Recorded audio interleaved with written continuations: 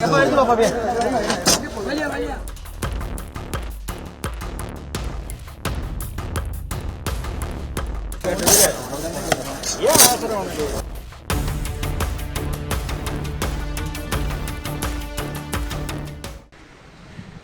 Station இன்றைக்கி வந்து check பண்ணோம். அதில் பார்த்தோம்னா கிட்டத்தட்ட ஒரு 26 பாக்ஸு நாங்கள் வந்து கைப்பற்றிருக்கோம். அந்த பாக்ஸில் பார்த்தீங்கன்னா எல்லாமே ஜெயப்பூரில் வெட்டப்பட்ட ஆடுகளாக என்னன்றது தெரியல, ஷீப்பாக இருக்கான்னு தெரியல. அது நாங்கள் டெஸ்ட்டுக்கு அனுப்புகிறோம். 26 பாக்ஸில் வந்திருக்கு. அந்த 26 பாக்ஸில் பார்த்தீங்கன்னா இது எல்லாமே வந்து ஐஸ் போட்டு கொண்டு வந்திருக்காங்க. நார்மலாக FSSAI நார்ம்ஸ் பிரகாரம் இந்த மாதிரி டிரான்ஸ்போர்ட் பண்ணக்கூடாது, அன்ஆத்தரைஸ்டாக இந்த மாதிரி பண்ணவே கூடாது. இவங்க வந்து அங்கேருந்து கொண்டு வந்திருக்காங்க. ஸோ நாங்கள் தீவிரமாக விசாரித்த பொழுது இந்த ஆடு வந்து சிக்கந்தர்னு அந்த ஊரில் அங்கே வெட்டியிருக்காங்க. சிக்கந்தர்லேருந்து வெட்டப்பட்ட ஆடு ஜெய்ப்பூர் ரயில்வே ஸ்டேஷனுக்கு எடுத்துகிட்டு வந்திருக்காங்க. ஜெய்ப்பூருக்கும் சிக்கந்தருக்கும் பார்த்தீங்கன்னா ஒரு 250 கிலோமீட்டருக்கு மேலே இருக்கும். ஸோ அங்கேருந்து ஜெய்ப்பூர்லேருந்து இப்போ நம்ம சென்னைக்கு வந்திருக்கு. ஸோ கிட்டத்தட்ட பார்த்தோம்னா அது ஆடு வெட்டுறதுலேருந்து இந்த டைம் நாங்கள் கைப்பற்ற வரைக்கும் நாங்கள் இப்போ பார்த்த வரைக்கும் கிட்டத்தட்ட பார்த்தோம்னா 4 to 5 நாள் பக்கமாக ஆயிடுச்சு அந்த ஆடு. இவ்வளோ நாள் நம்ம எந்த விதமான ப்ராப்பர் ஃப்ரீசிங் டெக்னிக் இல்லாமல் இவ்வளோ நாள் வச்சுருக்க முடியாது. எந்த ப்ராடக்டாக இருந்தாலும் அது கெட்டு போயிடும்.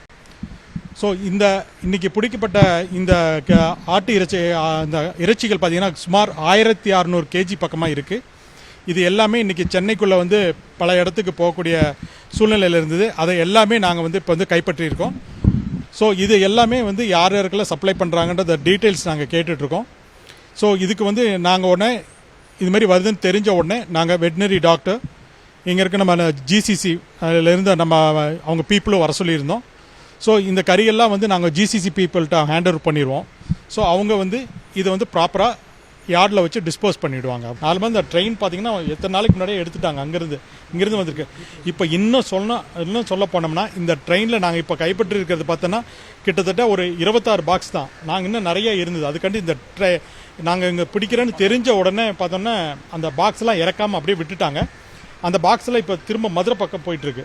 ஸோ அந்த எல்லா டிஓஸ்க்கும் எங்கள் டெஸ்டினேட்டட் ஆஃபீஸர் ஃபுட் சேஃப்டி டிபார்ட்மெண்ட்டில் எல்லாத்துக்கும் இன்ஃபர்மேஷன் கொடுத்துருக்கோம்.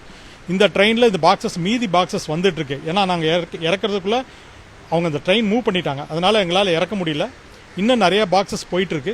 ஸோ நாங்கள் செங்கல்பட்டில் இருக்கக்கூடிய அவங்க நியமன அலுவலருக்கும் அடுத்தது பார்த்திங்கன்னா அந்த ட்ரெயின் எங்கெங்கெல்லாம் நிற்கிதோ அங்கெங்கெல்லாம் அங்கே இருக்கக்கூடிய நம்ம அந்த ட்ரெயின் ரூட்டில் இருக்கக்கூடிய அத்தனை டிஸ்ட்ரிக்ட் ஹெட் குவார்ட்டர்ஸ்க்கும் நாங்கள் இன்ஃபார்ம் பண்ணிவிடுவோம். நார்மலாக இந்த மாதிரி ஸ்லாட்டிங் பண்ணி ஆடு அப்புறம் டாக்டர் சர்டிஃபிகேட்டோடு வரணும். இதில் பார்த்தீங்கன்னா டாக்டர் சர்டிஃபிகேட் கிடையாது. இப்போ நம்ம ஊர்லலாம் பார்த்தோம்னா வெட்டுனாங்கன்னா டாக்டர் சர்டிஃபிகேட் கொடுப்பாங்க. நம்ம இதில் வந்து ஸ்லாட்டிங் ஹவுஸில் பார்த்தீங்கன்னா சீல் போடுவாங்க. அது ஆட்டு மேலே சீல் போட்டு தான் வெளியே அனுப்புவாங்க. நீங்கள் பார்த்தீங்க இன்றைக்கி ஃபுல்லாக நாங்கள் ஒரு 2 பாக்ஸ் பக்கமாகவே ஓப்பன் பண்ணி செக் பண்ணோம். அதில் எந்த விதமான சீலும் கிடையாது, எந்த விதமான டாக்டர் சர்டிஃபிகேட்டும் அதில் அட்டாச் பண்ணும் கிடையாது. ஸோ இது வந்து 100% வந்து தடை செய்யப்பட்டது. இது வந்து நம்ம வந்து மக்கள் கைக்கு எந்த ரூபத்திலையும் நாங்கள் கொடுக்க மாட்டோம்.